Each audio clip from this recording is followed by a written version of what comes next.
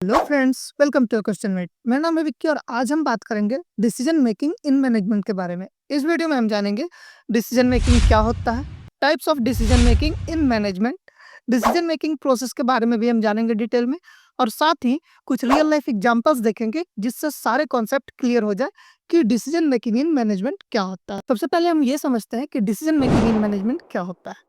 जब भी कोई मैनेजर किसी समस्या का समाधान या नए गोल के लिए विकल्प चुनता है, उस प्रक्रिया को डिसीजन मेकिंग कहा जाता है। यह एक लॉजिकल और रेशनल प्रोसेस होता है जिसमें सोच, समझ और समय की मांग होती है। बिजनेस में हर छोटी बड़ी बात, चाहे हायरिंग का मामला हो या नए ब्रांच खोलने का या फिर नया प्रोडक्ट डेवलप करने का, डिसीजन मेकिंग पर ही आधारित होता है।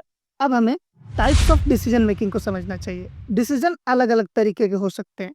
इनमें पहला आता है strategic decision, long term high level. जैसे किसी नए मार्केट में एंटर करने का डिसीजन स्ट्रेटेजिक डिसीजन माना जाता है। वैसे ही दूसरा आता है टैक्टिकल डिसीजन, मीडियम लेवल का डिसीजन। जैसे सेल्स टारगेट फिक्स करना, मार्केटिंग के लिए कॉस्ट फिक्स करना, ये सारे टैक्टिकल डिसीजन है। और लास्ट आता है ऑपरेशनल डिसीजन, रोजमर्रा के फैसले जैसे एम्प्लॉय शिफ्ट बनाना और बाकी के काम का प्रोसेस फिक्स करना, ये सारे ऑपरेशनल डिसीजन होते हैं। इन तीनों का अपना एक रोल होता है और हर लेवल पे मैनेजर को अपने अपने लेवल पर सोच समझकर और फैसला लेना होता है। अब डिसीजन मेकिंग के इस प्रोसेस को हम 7 स्टेप्स में समझते हैं। डिसीजन लेना सिर्फ एक गट फीलिंग नहीं होती, ये एक स्ट्रक्चर्ड प्रोसेस होता है।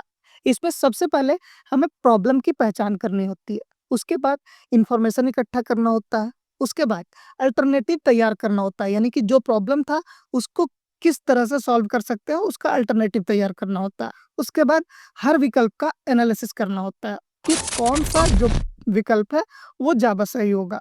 उसके बाद बेस्ट ऑप्शन का चुनाव करना होता है। उन विकल्प में से बेस्ट को छाँट लिया जाता है। उसके बाद डिसीज़न का इम्प्लीमेंटेशन, यानी कि जब हमने डिसीज़न ले लिया कि क्या करना है, तो उसके बाद उसको इम्प्लीमेंट करना। और लास्ट होता है डिसीज़न का इवैल्यूएशन और फीडबैक, यानी कि हमने जो डिसीज़न लिया है, वो सही है या गलत है, कितना काम किया, कैसे काम किया, इसका इवैल्यूएशन करना और फीडबैक लेना।